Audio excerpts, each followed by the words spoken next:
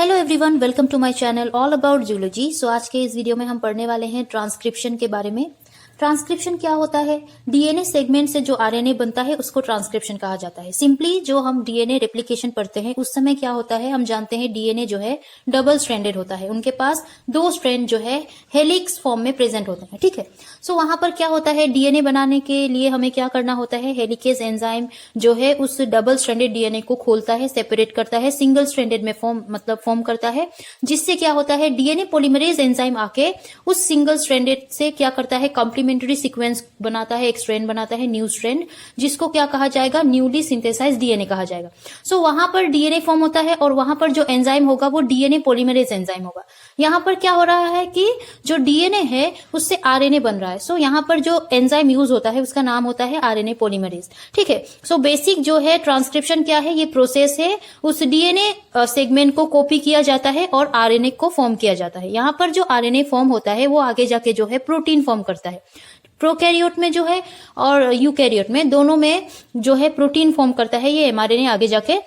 और ये जो एमआरएनए है ये बेसिकली उस आरएनए मॉलिक्यूल को कहा गया है जो ट्रांसक्रिप्शन के थ्रू डीएनए सेगमेंट से बनता है। यहाँ पर जो है बेसिक आप ये याद रखना, ये जो प्रोसेस होता है यहाँ पर दो फैक्टर प्रेजेंट होते हैं। इन दोनों फैक्टर के ऊपर काफी क्वेश्चंस पूछे जाते हैं। सो पहला फैक्टर है सिग्मा फैक्टर। ये क्या करवाता है, हम जानते हैं डीएनए जो होता है उनके पास तीन रीजन प्रेजेंट होता है। जब रेप्लिकेशन स्टार्ट होता है तो वहां पर जो है तीन रीजन प्रेजेंट होते हैं। एक होता है प्रोमोटर रीजन, दूसरा होता है स्ट्रक्चरल जीन जो रीजन जहां से ट्रांसक्रिप्शन या डीएनए रेप्लिकेशन आप बोल सकते हैं वो स्टार्ट होता है, और एक होता है टर्मिनेशन रीजन, टर्मिनेटर रीजन। सो वो तीनों रीजन का जो है अलग अलग काम है, कैसे होगा वो हम आगे देखेंगे। फिलहाल जो है सिग्मा फैक्टर यहाँ पर क्या काम करवाता है, ये इस आरएनए पॉलीमरेज के साथ बाइंड करता है और इसको कहता है कि चलो मैं तुमको प्रोमोटर रीजन जो है वो दिखाता हूँ कहाँ पर है, क्योंकि ये जो है अकेले कुछ नहीं कर सकता। आरएनए पॉलीमरेज को जो है सिग्मा फैक्टर की जो है हेल्प लगती है। ये सिग्मा फैक्टर ये आरएनए पॉलीमरेज के साथ बाइंड करके पूरे डीएनए में प्रोमोटर रीजन कहां पर है वो ढूंढता है। जैसे ही उसको प्रोमोटर रीजन मिलता है ये आरएनए पॉलीमरेज को जाके वहां पर जो है पहुंचा देता है और कहता है कि अब मेरा काम खत्म है। ये सिग्मा फैक्टर इसका साथ जो है वो छोड़ देता है। मतलब कहने का ये है कि सिग्मा फैक्टर जब आरएनए पॉलीमरेज के साथ बाइंड करता है तब वो क्या करता है, इनिशिएट करवाता है, ट्रांसक्रिप्शन शुरू करवाता है। और जैसे ही ट्रांसक्रिप्शन शुरू होता है ये जो सिग्मा फैक्टर है वो क्या होता है, आरएनए पॉलीमरेज से जो है वो हट जाता है। सिग्मा फैक्टर जो है मल्टी डोमेन प्रोटीन होता है जिसके पास डिफरेंट टाइप्स एंड स्ट्रक्चर होते हैं। इनका जो टाइप होता है ये according to the different type of environmental condition ये उस तरीका जो है ये रिएक्ट करते हैं या फंक्शन करते हैं। सिग्मा फैक्टर जो है आरएनए पॉलीमरेज के साथ जब बाइंड करता है तब हम उस एंजाइम को कहेंगे holo enzyme. Basically RNA polymerase plus sigma factor जब बाइंड होते हैं, दोनों एक साथ होते हैं, तब हम बोलेंगे holo enzyme. So every molecule of RNA polymerase holoenzyme contain exactly one sigma factor subunit. The number of sigma factor varies between bacterial species. E. coli के केस में जो है 7 सिग्मा फैक्टर पाए जाते हैं। 7 सिग्मा फैक्टर को देखा गया है और वो 7 सिग्मा फैक्टर मैं आपको बताऊंगी। फॉर एग्जांपल यहाँ पर सिग्मा 70, ये 70 को कहा गया है कि ये जो है इनका मॉलिक्यूलर वेट होता है। ये जो नंबर आप देख रहे हो ये 70, कहीं पर आपको 24 मिलेगा, 28 मिलेगा, ये सारा जो है बेसिकली इस सिग्मा फैक्टर का जो है मॉलिक्यूलर वेट होता है। सिग्मा 70 जो है इनका मॉलिक्यूलर वेट होगा 70 किलो डेल्टन। सिग्मा फैक्टर का टाइप जैसे कि ई कोलाई में 7 टाइप्स ऑफ सिग्मा फैक्टर जो है पाए जाते हैं। जैसे कि सिग्मा 70 जो है इनको RPOD कहा जाता है। सिग्मा ए जो क्या होते हैं, हाउसकीपिंग सिग्मा फैक्टर होते हैं या प्राइमरी सिग्मा फैक्टर होते हैं जो ग्रोइंग सेल के ट्रांसक्रिप्शन में पाए जाते हैं। वही सिग्मा 19 को FECL भी कहा गया है। ये फेरिक सिट्रेट सिग्मा फैक्टर होता है जो रेगुलेट करवाता है FEC जीन को, जो आयरन ट्रांसपोर्ट और मेटाबॉलिज्म के लिए रेस्पॉन्सिबल होते हैं। सिग्मा 24 को RPOE भी कहा जाता है जो एक्सट्रीम हीट स्ट्रेस रेस्पॉन्स में जो है हेल्प करते हैं उस बैक्टीरिया में, उस प्रोकैरियोट्स में, क्योंकि ई कोलाई एक प्रोकैरियोट है। सिग्मा 28 जो है RPOF FLIA ये फ्लैजेलर सिंथेसिस और केमोटेक्सिस में जो है हेल्प करता है। सिग्मा 32 RPOH ये हीट शॉक सिग्मा फैक्टर होता है। जब बैक्टीरिया जो है हीट कंडीशन में जो है प्रेजेंट होते हैं तब ये जो है हेल्प करता है। सिग्मा 38 जो RPOS है ये स्टार्वेशन, जब बैक्टीरिया जो है स्टार्वेशन पीरियड में होते हैं या स्टेशनरी फेज में होते हैं तब हेल्प करता है। और सिग्मा 54 जो है RPON, ये नाइट्रोजन लिमिटेशन सिग्मा फैक्टर है, नाइट्रोजन लिमिटेशन में हेल्प करता है। वही RH फैक्टर, जैसे कि सिग्मा फैक्टर के बारे में हम लोगों ने पढ़ा है, क्योंकि वो जो उनका टाइप होता है वो एग्जाम में पूछे जाते हैं, इसीलिए मैंने वहां पर टाइप सारे वो जो है बताया है। अब RH फैक्टर क्या है? ये रो फैक्टर है जो प्रोटीन होता है जो बेसिकली ट्रांसक्रिप्शन को होने से रोकता है। ठीक है, DNA सीक्वेंस जो है उसमें प्रोमोटर, स्ट्रक्चरल जीन रीजन और टर्मिनेटर रीजन होता है।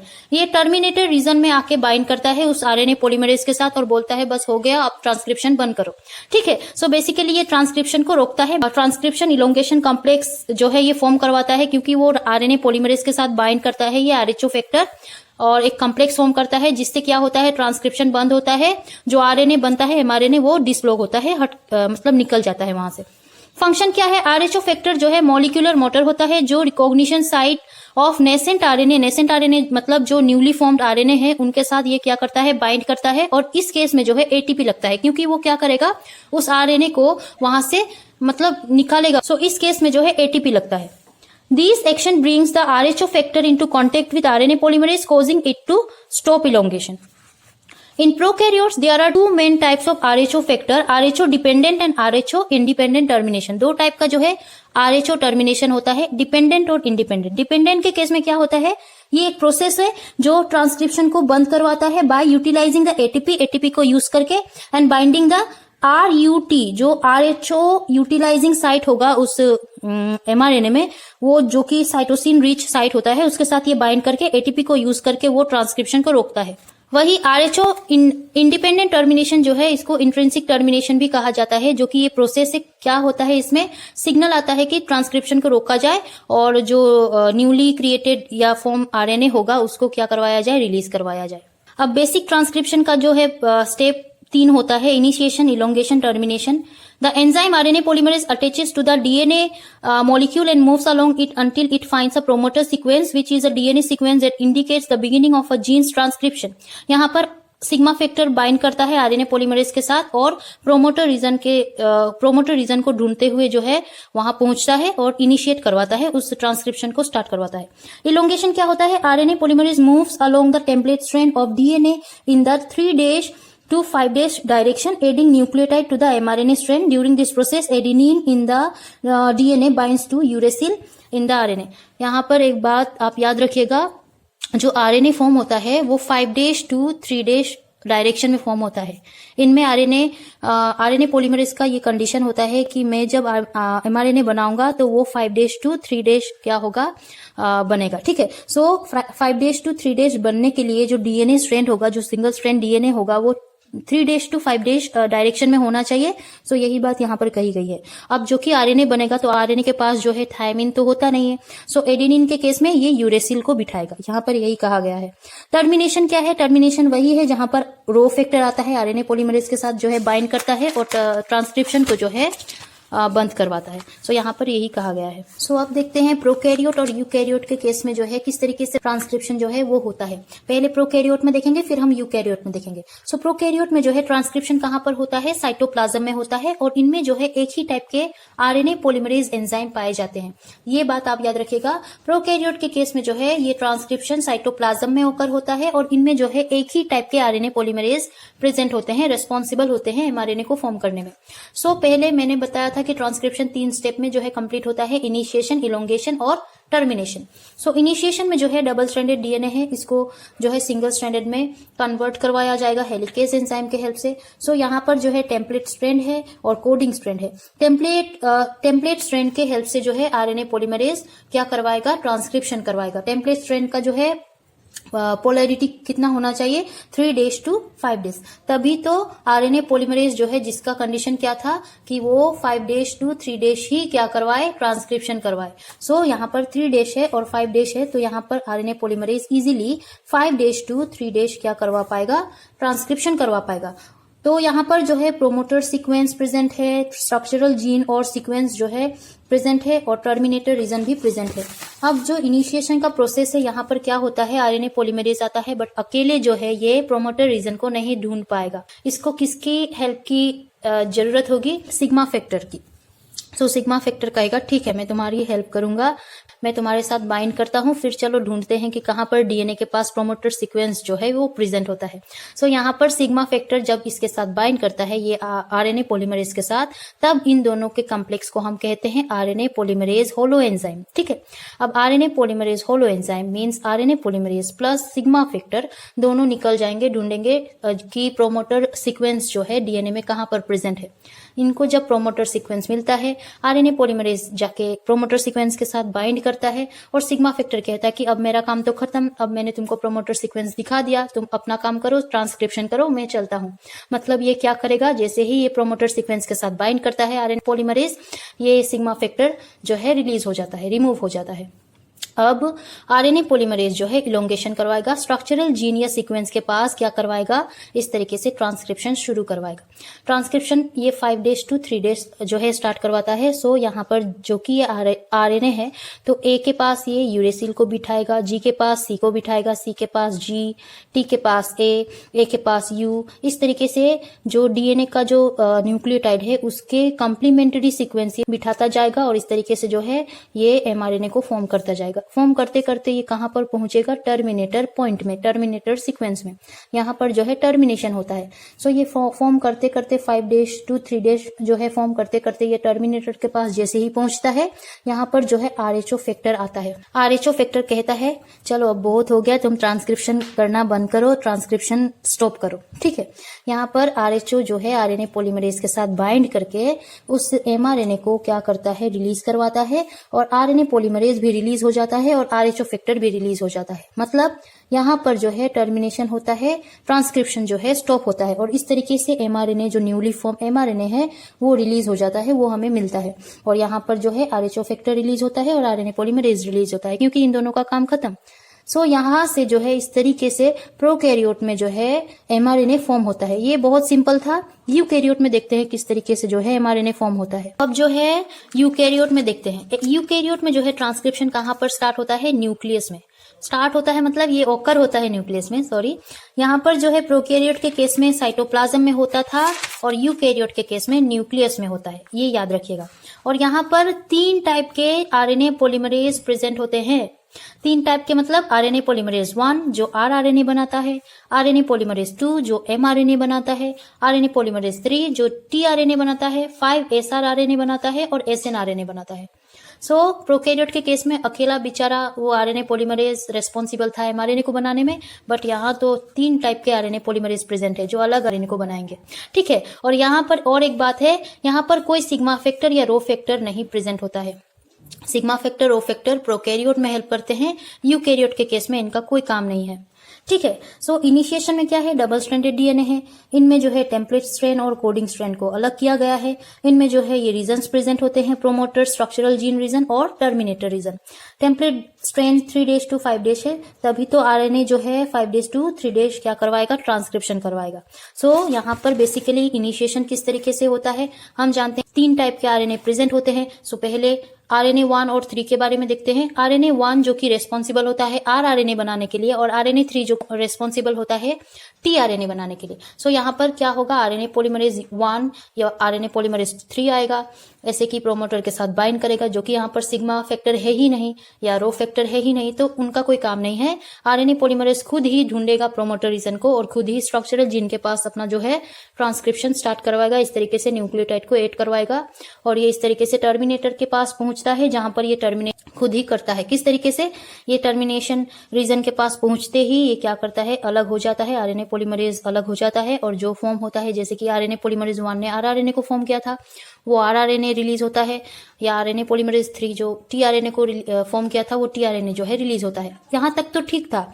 अब एमआरएनए किस तरीके से बनता है, सो इनिशिएशन का प्रोसेस सेम ही है। आरएनए पॉलीमरेज 2 जो कि रेस्पॉन्सिबल होता है एमआरएनए को फॉर्म करने में, तो आरएनए पॉलीमरेज जो है 2 आएगा और यहाँ पर प्रोमोटर के पास बाइंड करेगा, इस तरीके से स्ट्रक्चरल जीन के पास एमआरएनए बनाना शुरू करेगा। ये बनाते हुए कहां पर पहुंचेगा, टर्मिनेटर के पास, और जो है ये क्या करवाएगा, अपने आप को अलग करवाएगा और उस एमआरएनए को अलग करवाएगा। बट यहाँ पर एक बात है, जो एमआरएनए रिलीज होता है वो मैच्योर नहीं होता है।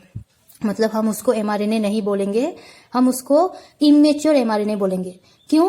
क्योंकि इमेच्योर mRNA जो है वो आगे जाके और भी प्रोसेस उनको क्या करवाना पड़ता है, और भी प्रोसेस से उनको मैच्योर बनाना पड़ता है। वो कैसे होगा मैं बताऊंगी। पहले तो आप याद रखो, mRNA इजीली फॉर्म नहीं होता है। जो RNA पॉलीमरेज 2 है वो पहले hnRNA को फॉर्म करता है। hnRNA का मतलब है हेटेरोजीनस न्यूक्लियर RNA। ये एक टाइप का immature single strand messenger RNA होता है, जिसको स्टेप वाइज प्रोसेस से क्या करवाया जाता है, मैच्योर बनाया जाता है। ठीक है। सो एचएनआरएनए पहले बनता है। इस तरीके से सिंपल जो मैंने प्रोसेस बताया था, जैसे कि टीआरएनए आरआरएनए फॉर्म हुआ था, उस तरीके से ये एचएनआरएनए भी फॉर्म होता है। अब इस एचएनआरएनए के साथ क्या क्या होता है वो हम देखते हैं। अब इनको मैच्योर किस तरीके से बनाया जाएगा, इस एचएनआरएनए को। यहाँ पर 3 स्टेप जो है हेल्प करते हैं इस एचएनआरएनए को मैच्योर बनाने में। तो पहला स्टेप होता है केपिंग। केपिंग क्या है? ये प्रोसेस है जो कि 5 डेज to 3 डेज एचएनआरएनए था, हमें पता है।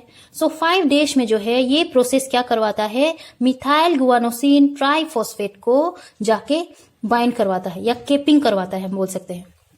केपिंग प्रोसेस ये है कि उस एचएनआरएनए का जो 5 डेज एंड है उसमें एमजीटीपी मिथाइल गुआनोसिन ट्राइफॉस्फेट को क्या करवाया जाता है, ऐड करवाया जाता है, जिससे क्या होता है, ये केपिंग प्रोसेस कंप्लीट होता है।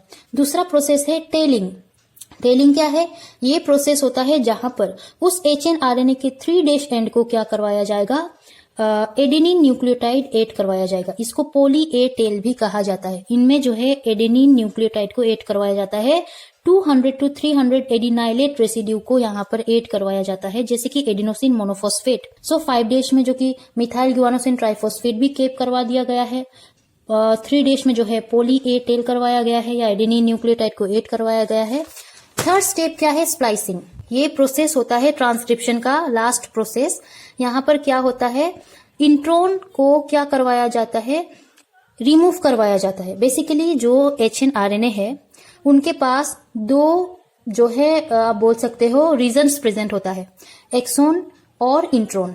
एक्सोन एक्सोन एक्सोन एक्सोन इस तरीके से, इंट्रोन इंट्रोन इंट्रोन इंट्रोन इस तरीके से उस 5 डेज to 3 डेज एंड में जो है इस तरीके से जो है ये प्रेजेंट होता है। अब इंट्रोन को रिमूव क्यों करवाया जाता है? इंट्रोन जो है फंक्शनल नहीं होता है, आगे जाके ये एमआरएनए बनाने में कोई हेल्प नहीं करेगा। ठीक है। जो भी हेल्प करते हैं एक्सोन हेल्प करते हैं। सो एक्सोन को रखा जाता है, इंट्रोन को निकाला जाता है। इनमें कौन हेल्प करता है? स्प्लाइसिंग का नाम सुन के जो है हमें पता चलता है ये किसी को कट करेगा, ये किसी को निकालेगा। ठीक है। सो यहाँ पर एसएनआरएनए जो आरएनए पॉलीमरेज 3 के हेल्प से बनाया गया था, आप लोग याद करो, टीआरएनए 5SR आरएनए और एसएनआरएनए को आरएनए पॉलीमरेज 3 ने बनाया है। सो एसएनआरएनए जो स्मॉल न्यूक्लियर आरएनए है वो यहाँ पर स्प्लाइसिंग में हेल्प करता है। किस तरीके से हेल्प करेगा? ये क्या करेगा, उस एचएनआरएनए के पास आके बाइंड करता है ये एसएनआरएनए, और जितना सारा जो इंट्रोन है एचएनआरएनए में उस इंट्रोन को क्या करता है, रिमूव करवा देता है। बाकी उस एचएनआरएनए में सिर्फ और सिर्फ एक्सोन जो है बचते हैं, और आगे एक्सोन ही क्या करवाएंगे, मैच्योर आरएनए को फॉर्म करवाएंगे। इस तरीके से 5 डेज में भी केपिंग करवाया गया है, 3 डेज में भी जो है टेलिंग करवाया गया है, एक्सोन को रखा गया है, इंट्रोन को निकाला गया है, और ये 3 प्रोसेस के हेल्प से बाद में क्या होता है, मैच्योर एमआरएनए फॉर्म होता है। सो एमआरएनए इजीली फॉर्म नहीं होता है। टीआरएनए आरआरएनए यूकैरियोट के केस में अच्छे से फॉर्म होता है। ठीक है। बट एमआरएनए को फॉर्म करने के लिए ये सारे स्टेप्स भी जो है फॉलो किए जाते हैं। सो इस तरीके से ट्रांसक्रिप्शन कंप्लीट होता है। प्रोकैरियोट में भी मैंने बताया है, यूकैरियोट में भी मैंने बताया है। थोड़ा सा जो है अलग होता है प्रोकैरियोट से यूकैरियोट में। सो आई होप आप लोगों को समझ आया होगा। अगर समझ आया हो और अच्छा लगा हो तो इस वीडियो को लाइक कीजिए। मेरे चैनल को सब्सक्राइब करना प्लीज मत भूलिएगा। टिल देन पढ़ते रहिए। Take care and bye bye.